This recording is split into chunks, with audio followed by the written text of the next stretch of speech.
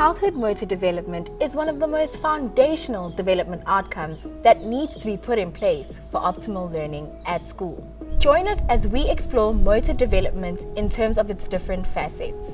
Motor development refers to the development of a child's bones, muscles, and ability to move around and manipulate his or her environment. We visited some occupational therapists to gain a more in-depth understanding of some of the aspects of children's motor movements. I'm Marilise Botha and I'm an occupational therapist. We specialize in pediatrics. Parents often come to us with issues of fine motor and gross motor development. In a society we live in, we want our children to develop cognitively and achieve high levels of functioning to be successful as adults. But in the process, we forget that development is a series of things that has to happen in a certain order to be optimal. Therefore, it's of utmost importance that a good foundation in gross motor and fine motor skills is there. Foundation. It is important to have a good sensory integration foundation to be able to access the other skills for development. In the developmental hierarchy, there should be a foundation of sensory integration to enable optimal motor development. Sensory integration refers to a person's readiness to interact with the environment in order to be able to learn new skills. If sensory integration skills are in place, a child has the solid foundation onto which further development like gross and fine motor movements could be built. We can divide gross motor development into the following areas. Control of basic actions, postural control and stability, postural planning and integrated movements. Control of basic actions is when the child learns to gain more control over movements from birth onwards. As our bodies mature and learn how to regulate actions, movements become smoother and balance and muscle tone can develop. Postural control and stability. This refers to stable and controlled movements supported by core muscles. This enables proximal stability, which means the bigger joints such as shoulders and hips can keep your body stable in order for the limbs to move and reach out. Postural planning refers to the child's ability to do actions in a certain order or sequence within an expected time frame. Integrated movements is the next step.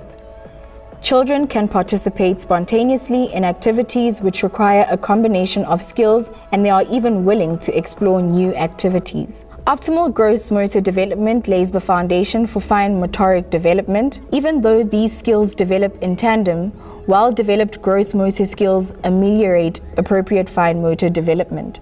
We can divide fine motor development into the following areas: grip and manipulation, precise movement and eye-hand coordination. Grip and manipulation. In fine motor activities, we expect a certain pencil grip, scissor grip, and hand manipulation to perform tasks in life and in learning activities. Pencil grip. A tripod pencil grip is necessary to enable small movements of the fingers while the arm and wrist is maintaining the position. Scissor grip. A grip where the index finger is outside the scissor on the shaft of the scissor to maintain stability and guide direction is optimal. Cutting is a bilateral activity and it is important that the other hand is always involved. Precise movement is when it is expected of a child to perform actions such as copying, coloring, threading, and cutting. Copying. Often children realize that their copied figures, pictures or shapes are not a true reflection of the examples, but because of underdeveloped hand-eye coordination, they are simply not able to correct it. Coloring. Coloring involves staying inside the outlines of the shape and also coloring with left to right actions. Threading exercises require sorting, arranging and manipulation processes that keep a child engrossed for a long time. Cutting according to age norms. This involves cutting around complex corners, and the directionality in which the child cuts is very important, such as when cutting a circle. Eye-hand coordination refers to the child's ability to see how to refine the movement even more. Tasks included here are cutting exactly on the line, writing on the line with letters being the same size, and fitting small objects into a certain space. Optimal motor development has an influence on the child's readiness to learn in a more formal classroom environment. Sitting posture. With underdeveloped core muscles and poor postural control, The child will struggle to sit up straight in his chair and will tire faster. Willingness to participate. If motor development lags behind, children might be more reluctant to try new activities as motoric movements do not support trying out the unknown. Attention and focus is supported by optimal motor movement. This is why motor coordination problems are common in children with attention deficit hyperactivity disorder. A child needs to be able to maintain a good posture to be able to focus. Optimal motor functioning also supports a child's endurance in classwork and getting through the school day. With weaker fine motor skills, inaccuracy in classroom work is usually observed.